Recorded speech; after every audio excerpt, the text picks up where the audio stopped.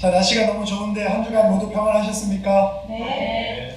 아까 제가 광고 시간에 잠깐 말씀드렸지만 감기 걸리신 분들, 아이들이 아픈 분들 많이 있더라고요. 몸 관리 잘 하셔서 기온차가 낮과 밤이 굉장히 심하더라고요. 보니까 감기 걸리기 딱 안 맞은 날씨인데 모두 건강 관리 잘 하시길 바랍니다.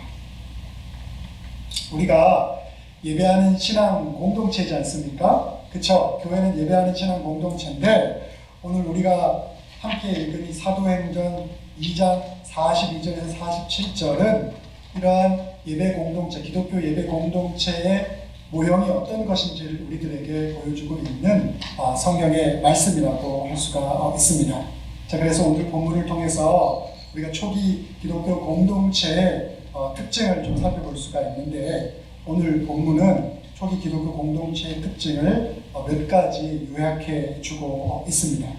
자, 오늘 본문에 묘사된 초기 기독교 공동체의 특징 중에 하나는 그들이 사유재산을 포기했다는 겁니다. 여러분 사유재산 아시죠? 내 집, 내 차, 내 거, 이 사유재산을 포기했다라고 오늘 본문에 나와 있습니다. 자, 44절과 45절에 보면 이렇게 말씀하고 있습니다. 자, 믿는 사람은 모두 함께 지내며 그들의 모든 것을 공동 소유로 내어놓고 재산과 물건을 팔아서 모든 사람에게 필요한 만큼 나누어 주었다. 많이 가진 사람은 부족한 사람에게, 또 부족한 사람은 많이 가진 사람 걸 나누어서 모두가 평안하고 모두가 행복할 수 있는 그러한 공동체를 꿈꾸었다. 자, 그러기 위해서 물질적인 것들도 함께 나누었다라는 그러한 말씀들이죠. 자, 오늘 우리가 읽은 본문은 아니지만 사도행전에 보게 되면 이 초기 기독교 공동체의 모습을 조금 더 구체적으로 묘사한 그러한 부분이 하나 더 나오는데 사도행전 4장에 그렇게 나오죠. 4장 34절과 35절에 보면 더 구체적으로 초기 기독교의 공동체의 모습을 다음과 같이 묘사하고 있습니다. 자, 그들 가운데 가난한 사람도 하나도 없었다. 땅이나 집을 가진 사람들이 그것을 팔아서 그 돈을 사도들 앞에 가져다 놓고 저마다 쓸 만큼 나누어 받았기 때문이다 라고 말씀하고 있죠. 자, 위 구절에서 알 수 있듯이 초기 2000년 전의 기독교 공동체에는 부자도 없고 가난한 사람도 없는 공평한 세상을 꿈꾸었습니다. 또한 그들은 사람과 사람 사이에 아무런 차별이 없는 인간다운 삶을 지향하는 그러한 세상을 꿈꿨습니다. 오늘날 돈을 사랑하고 돈이 최고인 자본주의 시대에 살고 있는 우리들의 입장에서는 과연 이러한 것들이 우리 흔히들 공산주의와 같은 이러한 것들이 가능할까라는 그런 물음표들이 아마 마구마구 일어나는, 하지만 그러한 삶들을 초기 기독교 공동체는 지향했었고 그러한 모습들을 보여줬다라고 우리 사도행전이 우리들에게 말씀하고 있죠. 자, 예수님도 하나님 나라에 대해서 가르치면서 어떤 말씀을 하셨냐면 공평한 세상 통치를 선포하셨어요. 그래서 예수님이 말씀하신 하나님 나라 보면 우리가 생각하는 완전 아침에 일찍 와가지고 일했으면 돈을 더 많이 받아야 되는데 아침에 포도원에서 일찍 일한 사람이나 늦게 와서 일한 사람이나 그 주인이 똑같이 주잖아요. 그 사람들은 아니 먼저 와서 일한 사람들한테 더 많이 줘야지 왜 나중에 온 사람들하고 똑같이 주냐 하면서 불만 섞인 것을 얘기했지만 예수님은 그들에 대해서 그 비유를 말씀하시면서 그게 주인의 뜻이다라고 그렇게 말씀하지 않았습니까? 오늘 우리가 살고 있는 세상의 어떤 논리로 본다면 받아들이기가 너무나 힘든, 하지만 예수님은 내가 꿈꾸는 하나님 나라가 그런 거다라고 말씀을 하셨죠. 자, 그래서 예수님도 하나님 나라가 세상 가운데 선포하시면서 공평한 세상 통치에 대해서 선포를 하셨죠. 자, 그렇지만 그럼에도 불구하고 초기 기독교 공동체가 바라던 이러한 이상은 완전하게 실현되지 못했습니다. 왜일까요? 제가 잠깐 말씀드렸지만 이것이 우리의 현실의 삶에서 놓고 본다면 너무나 이상적인 것이기 때문에, 좀 다른 말로 표현한다면 우리의 본성은, 저와 여러분의 본성은 먹고 살기 위해서, 내가 좀 더 잘 먹고 잘 살기 위해서 본능적으로 모든 나의 에너지를 다 쏟아붓는 그러한 생존의 본성과 그런 방식을 우리가 쫓아가고 있지 않습니까? 그러니까 공평하게 다 똑같이 잘 먹고 잘 사는 그러한 사회를 만들어 간다는 것은 우리의 본성과는 너무나 반하는 거잖아요. 안 그렇습니까? 예, 제가 뭐 우리를 비난하고자 하는 게 아니라 우리의 본성에 대해서 얘기를 하는 거예요. 자, 그래서 그러한 이유들 때문에 초기 기독교 공동체에서도 이러한 이상들이, 그들이 꿈꾸던 이상들이 지속적으로 이루어지지 못했어요. 자, 이렇게 지속적으로 초기 기독교 공동체의 아름다운 모습들이 계속해서 이어지지 못한 이유는 인간의 본성 때문이기도 하지만 또 다른 이유가 하나 있었는데, 그것이 무엇이었냐면 초기 기독교 공동체 사람들에게 하나의 믿음이 있었어요. 그 믿음이 무엇이냐면 예수님이 십자가에 돌아가시고 나셔서 부활하시고 승천하셨는데, 그러면서 예수님께서 바로 이 땅 가운데 재림하실 거라고 그들이 생각했어요. 재림이 오늘날 기준으로 2000년이나 미뤄지고 하는 그런 시간적 개념이 아니라, 그때 당시 사람들은 바로 예수님께서 다시 이 땅 가운데 오시리라고 그들이 확신하고 믿었어요. 그래서 함께 제사도 이렇게 모아서 부족한 사람들 나누고 예수님의 재림을, 바로 오실 재림을 기다렸죠. 그런데 재림이 계속해서 늦어지게 되니까 그들의 마음도 흔들리게 되고, 또 그들도 각각의 재산을 소유할 수밖에 없는 그런 상황으로 몰릴 수밖에 없었죠. 그래서 이러한 이상적인 초기 교회의 모습은 온전하게 실현되지 못했습니다. 자, 사실 그럼에도 불구하고 또 초기 기독교 공동체의 사람들은 이 하나님 나라를 완벽하게 이 세상 가운데서 그들이 이뤄낼 수 있다라고 그렇게 믿지는 않았습니다. 하지만 분명한 것은 그들이 가장 이상적인 삶을 이 세상 가운데서 추구했다는 것만은 분명하죠. 자, 그래서 이것을 우리가 좀 더 구체적으로 확인할 수 있는 구절이 오늘 본문에 나오는데, 46절에 이렇게 말합니다. 초기 기독교 공동체가 재산을 팔아서 함께 나누어 사용했을 뿐만 아니라 그들이 이런 이상적인 것을 이뤄가기 위해서 그들이 열심을 다해서 했던 것이 있는데, 그것이 무엇이냐면 46절입니다. 순수한 마음으로 기쁘게 음식을 함께 먹었다라고 오늘 46절은 말씀하고 있죠. 자, 순수한 마음, 아름다운 공동체, 우리가 함께 서로가 차별이 없이 부족한 것을 함께 나누는 아름다운 공동체를 이루기 위해서는 순수한 마음이 있어야 돼요. 순수한, 깨끗한 마음, 온전한 마음, 순전한 마음이 있어야 돼요. 기쁨을 가지고 함께 음식을 나누면서 이 공동체가 건강한 것이 내가 건강한 것이라는 그러한 믿음 속으로 함께 살아가고자 하는 그러한 마음들이 그 공동체 가운데는 있었다라고 말씀하고 있죠. 자, 그래서 우리가 이것을 통해서 알 수 있는 것은 무엇이냐면, 초기의 기독교 공동체는 오늘 우리가 성찬식을 준비해서 우리 성찬식을 통해서 하나님 안에서 하나 된 그러한 자녀인 것을 우리가 고백하지 않습니까? 그런데 이 성만찬의 빵 외에도 이후에 이들이 함께 공동의 식사를 했는데, 그 공동의 식사를 굉장히 중요하게 생각했어요. 함께 교제하고 친교 나누는 것이었죠. 그래서 그들은 그런 모든 것들을 통해서 함께 먹고 웃고 울고 춤추고 축제를 여는 그러한 구체적인 삶을 그리스도교 신앙 안에서 만들어 갔습니다. 너무 멋지지 않습니까? 제가 이 말씀을 하는 것은 우리는 신앙생활 따로, 우리가 현실을 살아가는 삶 따로 이렇게 좀 분리되는 삶을 살아갈 때가 다는 아니지만 종종 있죠. 그래서 내 신앙생활의 교회에서의 모습과 내가 일상의 삶을 살아가는 그 모습 속에서 굉장한 괴리가 발견되어질 때가 있는 거죠. 그런데 그러한 괴리가 발견되어서는 안 되는 거예요. 우리의 신앙생활과 우리가 살아가는 삶이라는 것이 연결되어 있는 거예요. 그것이 분리되어 있는 것이야. 그래서 내가 신앙생활을 잘한다는 것은 내가 실제적인 삶 속에서도 그 삶들을 열심히 잘 살아간다라는 그러한 것으로서 우리가 세상 가운데 드러날 수 있어야 하는 것이죠.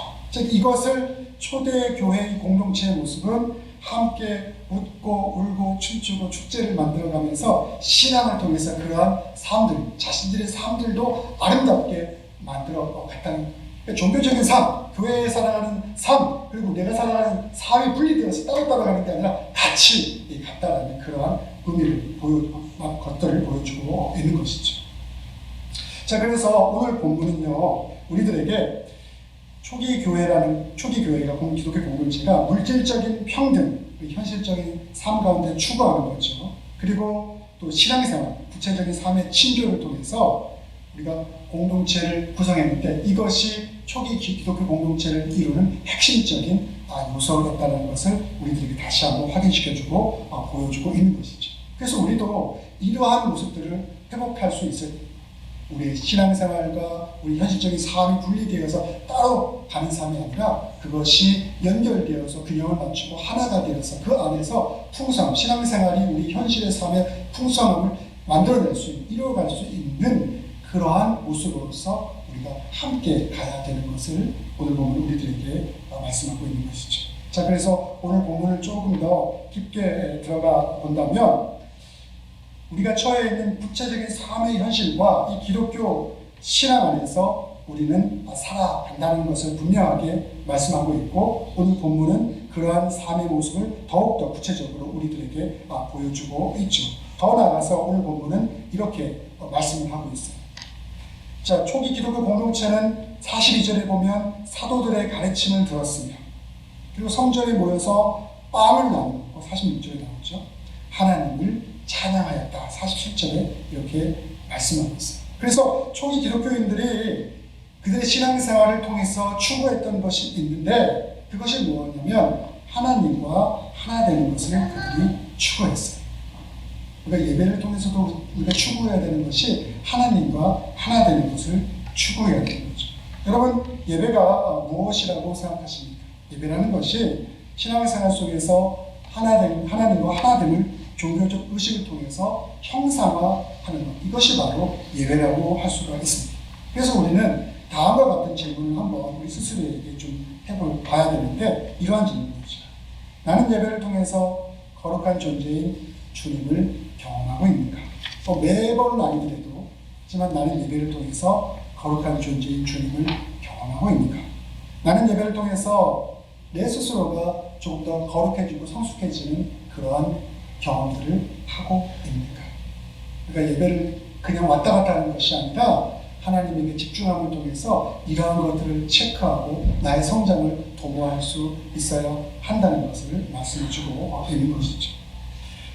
자, 그래서 지난 2000년 동안 기독교 예배의 중심은 예배에 참여하는 사람들이 은혜의 원천인 하나님에게 집중하는 데 있다는 것이죠. 오늘 여러분은 예배 속에서 하나님께 모든 포커싱을 하고 집중하고 있습니까? 자, 이게 무엇을, 하나님께 집중한다는 것은 무엇을 의미하는 거냐? 이걸 좀 더 쉽게 말씀드릴게요. 자, 우리는 가끔 예배를 참여하면서 자신의 감정과 자신의 기호에 집중할 때가 있어요. 여러분, 이걸 간단한 예를 하나 말씀드릴게요. 제가 예전에 한국에 예수전도단에서 보면 목요 집회, 무슨 집회 같은 게 많아요. 그러고 나서 찬양하고 또 오픈 열린 예배라 그래서 한국에 보면 그런 오픈 열린 예배도 굉장히 많이 하는데, 그러면 청년들 또 찬양 좋아하는 사람들이 많이 모여서 찬양해요. 아주 뜨겁게 찬양해요. 근데 찬양이 끝나고 나서 집에 돌아가는 길에 제가 그 예배에 참석했을 때 봤던 몇몇의 청년들이 서로 쌍욕을 하면서 예배가 너무 즐거웠다는 얘기는 하지만 그러면서 가더라고요. 여러분, 우리는 그냥 한 예예요. 그냥 다 그렇다는 건 아닙니다. 또 그것도 그렇고, 또 제가 미국에서도 침례교회, 아프리카 회종들을 구성한 침례교회에 갔는데 예배가 너무 활력이 있어요. 예배가 이제 춤추고 그렇게 은혜로, 미국 백인들 예배하고 비교한다면 백인들 예배는 마치 무슨 아무 움직임도 없는 정적인 그런 느낌이 강하다면, 흑인들의 예배들, 제가 뭐 인종차별적인 얘기하려고 하지 오해하지 마시고 그냥 제가 경험했던 것을 잠깐 말씀드립니다. 예배 가면 너무 예배가 뜨거워요. 근데 그 동네가 사건 사고는 그 교회에 다니는 사람들이 범죄를 많이 저지른 또 그러한 곳에 위치해 있는 그러한 교회이기도 했죠. 자, 그래서 우리가 이 예배를 생각할 때 우리는 자기 감정을 헷갈려요. 그리고 자기 기호를 헷갈려요. 그래서 예배를 통해서 내 감정이 조금 기분이 좋은 걸로 채워지거나 내가 선호하고 내가 좋아하는 기호가 있어요. 내가 좋아하는 것. 그것이 조금 더 만족되어지면 그 예배 좋았어 라고 말하는 것. 이게 아니라는 얘기예요. 근데 우리 이거 굉장히 헷갈리죠. 그래서 그게 만족되어지면 내가 예배 잘 드렸어 라고 생각하지만 사실은 자기 감정과 내가 좋아하는 기호가 약간 터치된 거죠. 뭐 이렇게 얘기할 수 있어요. 심지어 그런 것도 터치 안 되는 예배에서 그것만 터치될 수, 그거라도 터치될 수 있으면 나은 것 아니냐. 근데 예배 문제는 그것이 아니라 하나님께 집중하는 것. 그것이 바로 예배의 가장 중요한 핵심이에요. 우리가 이게 훈련이 잘 안 돼 있어요. 그래서 왜 이게 훈련이 안 되느냐? 내 감정과 기호에 내가 좋아하는 것과 내 감정에 대해서 귀를 기울이는 것은 너무나 쉽거든요. 그냥 가면 되니까 본능에 따라서 내가 좋아하는 기호, 내 감정의 본능대로 따라가면 되지만 하나님께 집중하는 것은 내 감정에 따라서 내 기호에 따라서 집중하는 것이 아닙니다. 그러니까 그게 쉽지가 않고 성령님의 도우심이 있어야만 우리가 하나님께 포커스를 할 수가 있는 거죠. 근데 여기에 우리가 신앙생활 가운데서 내 감정과 기호와 예배를 잘 드리고 하나님께 집중하는 것에 있어서 혼동한 그것을 발견하지 못하는 이유들이 있는 것이죠. 자, 그럼에도 불구하고 여러 가지 부족함과 단점이 있음에도 불구하고 우리 모두는 이 공적 예배를 통해서 하나님께 조금 더 집중할 수 있게 되기를 바랍니다. 자, 그래서 어떻게 해야 됩니까, 목사님? 잘 모르겠어요. 뭐 너무 많은 것을 하려고 하지 마십시오. 제가 간단하게 이런 거 말씀드리는데 우리를 불쌍히 여기옵소서. 간단하죠. 너무 간단한 말씀이지만 이 안에는 엄청난 의미가 담겨있죠. 주여 우리를 불쌍히 여겨주시옵소서. 연약하지만 자비하신 주님께서 우리가 주님께 집중하지 못할 때 우리가 주님께 집중할 수 있도록 주님 우리를 불쌍히 여겨주시옵소서. 그러한 기도를 마음속으로 고백하는 것도 굉장히 우리가 주님께 집중할 수 있는 아주 간단하지만 쉬운 방법이기도 하죠. 또 이런 것도 있죠. 주여 우리에게 자비를 베푸소서. 또는 성령님께서 충만한 임재를 이 시간 가운데 허락하여 주시옵소서. 성령의 충만한 임재를 간절히 구하는 마음으로 우리가 주님께 나아가야 돼요.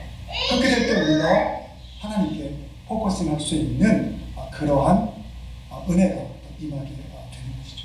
굉장히 복잡한 것 아니죠. 중요한 것은 내 생각과 내 마음이 어디에 내 가장 중요한 것을 두고자 하는지 그 의지와 결단, 성령님의 인도하심이 중요한 것이죠. 그래서 예배가 2000년 동안 하나님께 집중하는 것을 가장 귀하고 중요한 것으로 여겨왔다는 사실을 잊지 않기를 바랍니다. 저는 오늘 사도행전 2장의 본문을 통해서 초기 기독교 공동체의 정체성을 크게 두 가지로 말씀드렸어요. 하나는 그들이 맞닥뜨린 삶의 현실이었죠. 삶의 현실을 세속적인 것이라고 그들은 터부시하지 않았어요.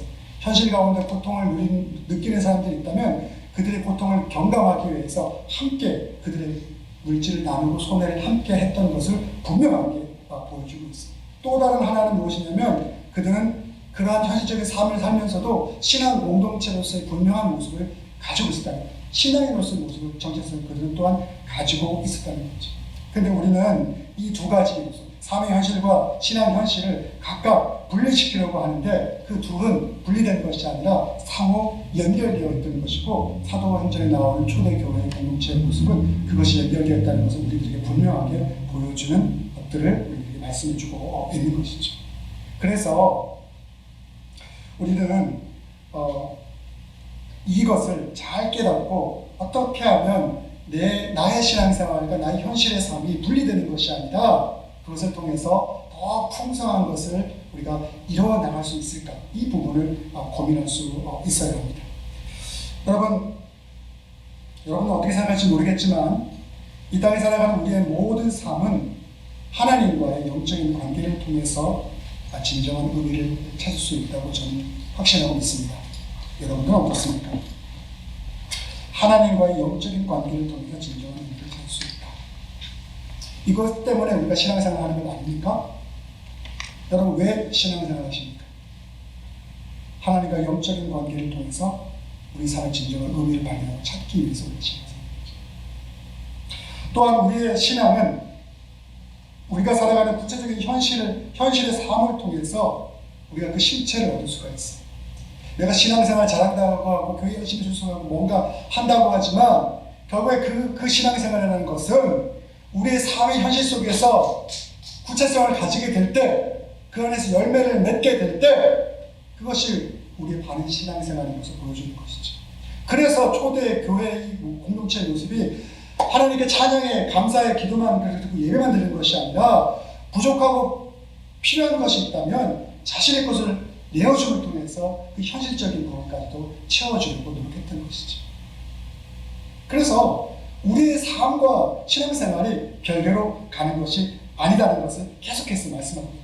그러니까 예배도 열심히 드려야 되지만 예배를 열심히 드리고 신앙생활을 잘한다는 것은 세상에서 모험적인 삶을 살아가고 열매를 맺어야 된다는 것을 분명하게 우리들에게 보여주고 있는 것이죠.